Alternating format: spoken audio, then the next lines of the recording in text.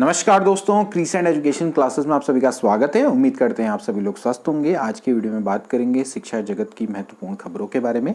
LT भर्ती के बाद अब प्रवक्ता भर्ती की तैयारी दोस्तों शुरू हो चुकी है। उत्तर प्रदेश एलटी ग्रेड भर्ती का विज्ञापन दोस्तों जारी हो चुका है। उसके बाद दोस्तों प्रवक्ता भर्ती की तैयारी शुरू कर दी है। प्रवक्ता भर्ती का विज्ञापन भी दोस्तों जल्दी जारी होने वाला है। वहीं उत्तराखंड में भी अब एलटी भर्ती दोस्तों कंप्लीट हो जाएगी और प्रवक्ता भर्ती के 808 पदों पर दोस्तों तैयारी शुरू हो चुकी है। आज इसके बारे में चर्चा करेंगे। इसके अलावा एलटी परीक्षा में मुख्य परीक्षा वर्णनात्मक किए जाने का दोस्तों विरोध हो रहा है। एलटी ग्रेड परीक्षा दोस्तों यूपी का, जिसका मैंने आपको सिलेबस दोस्तों बताया था, 2 चरणों में परीक्षा होने वाली है।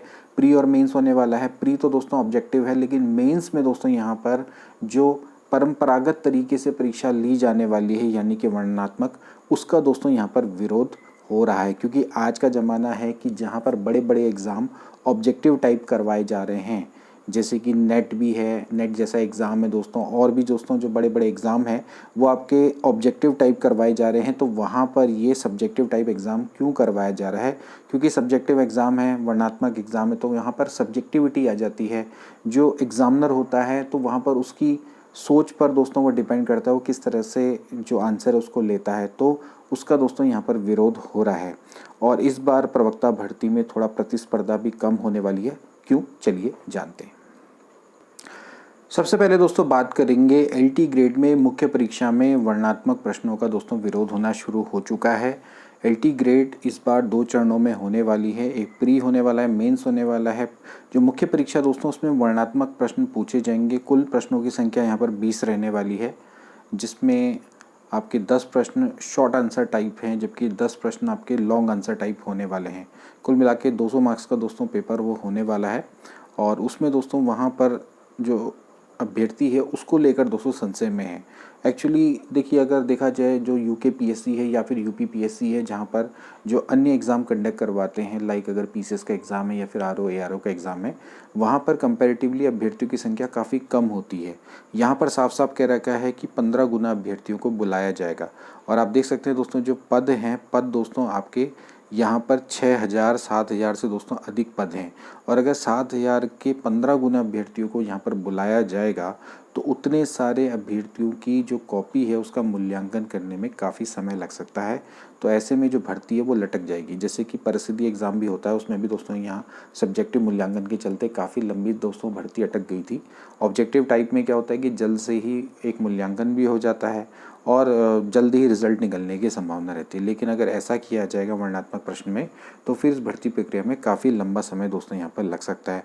प्री एग्ज़ाम तो आपका टाइमली हो जाएगा, लेकिन जो मुख्य परीक्षा का है उसका रिजल्ट आने में समय लग जाएगा। और फिर सब्जेक्टिविटी भी दोस्तों यहाँ पर आ जाती है, क्योंकि आज का समय ये है कि भाई जो बड़े बड़े एग्ज़ाम हैं वो जल्द अपने आप को कन्वर्ट कर रहे हैं वस्तुनिष्ठ परीक्षा की ओर को, ऑब्जेक्टिव टाइप क्वेश्चन की ओर को। जैसे मैंने आपको बताया यूजीसी नेट है, इसके अलावा सीयूईटी है, ठीक है। मतलब बड़े बड़े एग्ज़ाम हैं वो अपने आप को धीरे धीरे, कॉलेज में भी होने वाले जो एग्ज़ाम है वो ज़्यादातर ऑब्जेक्टिव टाइप की ओर को जा रहे हैं। पहले नहीं हुआ करते थे, पहले सारे प्रश्न सब्जेक्टिव टाइप हुआ करते थे, धीरे धीरे कुछ पार्ट उन्होंने ऑब्जेक्टिव कर दिया है। क्योंकि इससे क्या होता है कि जो एग्ज़ाम है उसमें वस्तुनिष्ठता आती है और फेयर तरीके से आपका जो मूल्यांकन है वो हो पाता है, ठीक है। और सिंपल सी बात है, उसका मूल्यांकन भी आसान हो जाता है, ठीक है।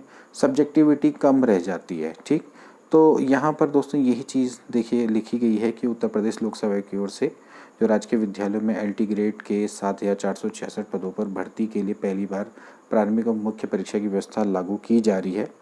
और मुख्य परीक्षा में सब्जेक्टिव यानी कि अभिव्यक्ति परक या फिर वर्णनात्मक प्रश्न पूछने का यहाँ पर विरोध हो रहा है, क्योंकि इससे प्रदेश के जो लाखों छात्र हैं, प्रतियोगी छात्र, उनके हितों का विपरीत है और ये शिक्षा एवं चयन प्रक्रिया की वर्तमान प्रवृत्ति से भी बिल्कुल भिन्न है। मुख्य परीक्षा में प्रारंभिक परीक्षा की तरह वस्तुनिष्ठ प्रश्न पूछे जाने की दोस्तों यहाँ पर डिमांड हो रही है। अभ्यर्थियों का तर्क है कि स्नातक स्तर अब तक की पढ़ाई में अब ऑब्जेक्टिव मल्टीपल चॉइस क्वेश्चन या फिर एमसीक्यू आधारित होने लगी है। यहाँ तक कि यूजीसी और इसके अलावा सीयूईटी या सीटीईटी जैसी राष्ट्रीय स्तर की परीक्षाएं भी अब वस्तुनिष्ठ पद्धति पर आधारित है। ऐसे में एलटी ग्रेड जो भर्ती है उसको वर्णनात्मक क्यों बनाया जा रहा है? और ये सही देखा जाए तो समयानुसार बिल्कुल अनुचित है। और जो छात्रों की वर्षों की तैयारी को प्रभावित करेगा।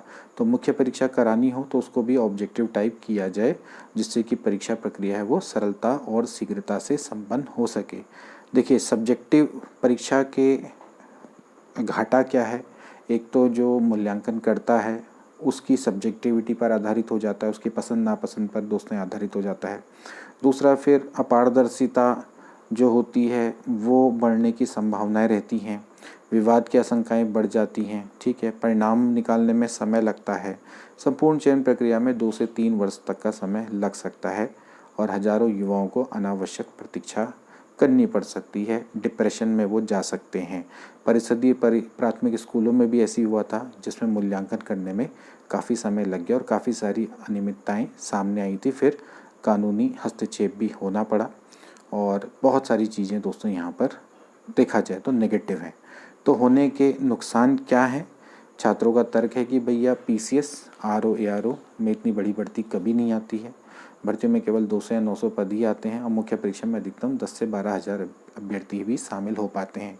लेकिन यहाँ पर भैया 7,466 पद हैं, जिसके 15 गुना अभ्यर्थी, 1 लाख से अधिक अभ्यर्थी मुख्य परीक्षा में शामिल होंगे और फिर उनकी कॉपी को चेक करना बहुत लंबा समय यहाँ पर लग जाएगा। तो इसलिए दोस्तों इसका विरोध हो रहा है और ये सही भी है। मुख्य परीक्षा को भी ऑब्जेक्टिव टाइप ही कराया जाना दोस्तों यहाँ पर उचित होगा। अब बात करेंगे दोस्तों नेक्स्ट न्यूज़ की। LT ग्रेड के बाद अब प्रवक्ता भर्ती का विज्ञापन जारी करने की तैयारी में है आयोग। यानी कि LT ग्रेड भर्ती का तो दोस्तों विज्ञापन जारी हो चुका है 7,000 से अधिक पदों पर। अब दोस्तों यहाँ पर 1500 पदों पर प्रवक्ता भर्ती का भी विज्ञापन जल्दी ही जारी हो जाएगा। प्रवक्ता भर्ती UPPSC में दोस्तों निकलने वाली है। उत्तर प्रदेश लोक सेवा आयोग के द्वारा दोस्तों इसका जो अधियाचन है वो एक तो उनके पास पहुँच गया है और वो जल्दी ही दोस्तों इसको भी विज्ञापन जिसका भी जल्दी ही जारी कर देंगे। वहीं उत्तराखंड में भी दोस्तों इस समय पर LT भर्ती है वो कंप्लीट होने की कगार में है और जल्दी ही दोस्तों अब प्रवक्ता भर्ती का भी दोस्तों विज्ञापन जारी हो जाएगा। वहाँ पर भी 808 पदों का जो अधियाचन है दोस्तों सरकार के द्वारा प्रेषित कर दिया गया है और जल्दी ही वो यूपी के PSC भी उत्तराखंड लोक सेवा आयोग पहुँच जाएगा एंड देन उसके बाद जल्दी ही विज्ञापन जारी करने की प्रक्रिया यूके PSC के द्वारा स्टार्ट कर दी जाएगी। अब यहाँ पर सबसे इम्पोर्टेंट है कि B.Ed डिग्री धारकों के लिए प्रवक्ता भर्ती में जो स्पर्धा है वो कम होने वाली है। यहाँ पर हम बात कर रहे हैं उत्तर प्रदेश लोक सेवा आयोग की। तो यहाँ पर प्रवक्ता भर्ती में स्पर्धा इसलिए कम हो जाएगी क्योंकि पहले प्रवक्ता भर्ती के लिए केवल और केवल PG मांगा जाता था, B.Ed को अधिमानी अर्हता में रखा जाता था। लेकिन इस बार से जो B.Ed है वो अनिवार्य अर्हता में पहुंच गया है। यानी कि अब UPPSC में अगर आपको लेक्चर बनना है, उत्तर प्रदेश में अगर आपको प्रवक्ता बनना है तो आपको B.Ed भी होना चाहिए, संबंधित विषय में पोस्ट ग्रेजुएट प्लस B.Ed होना चाहिए। तो ऐसे में कई सारे अभ्यर्थी हैं जो कि इसकी प्रिपरेशन कर रहे होंगे लेकिन नॉन B.Ed होंगे, तो नॉन B.Ed छात्र अपने आप ही बाहर हो जाएंगे। तो इस बार थोड़ा प्रतिस्पर्धा कम देखने को मिलेगी। हालांकि उत्तराखंड में तो लगातार प्रतिस्पर्धा बढ़ती चली जाएगी क्योंकि वहाँ पर तो पहले से ही B.Ed मांगा जाता है।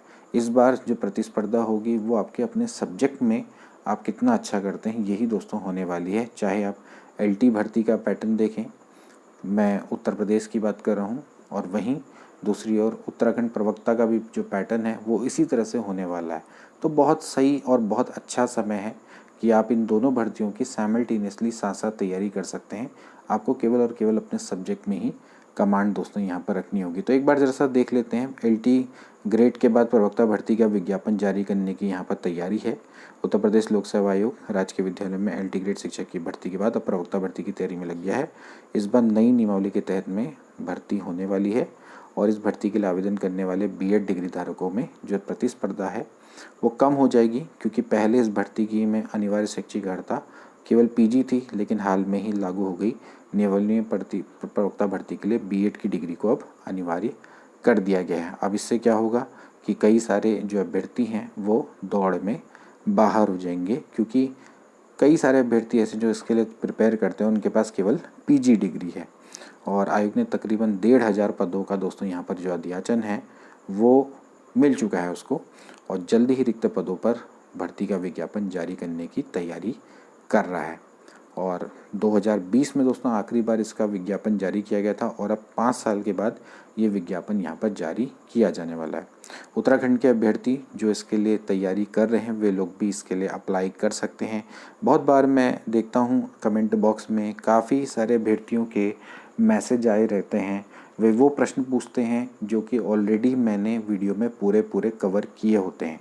हमेशा से वीडियो को हमेशा पूरा देखा करें, कभी भी आधी अधूरी वीडियो देकर कमेंट ना किया करें। मैंने देखा है कई बार लोग अनभिज्ञतावश कमेंट कर देते हैं, उसका जवाब पूरी वीडियो में ऑलरेडी दिया रहता है।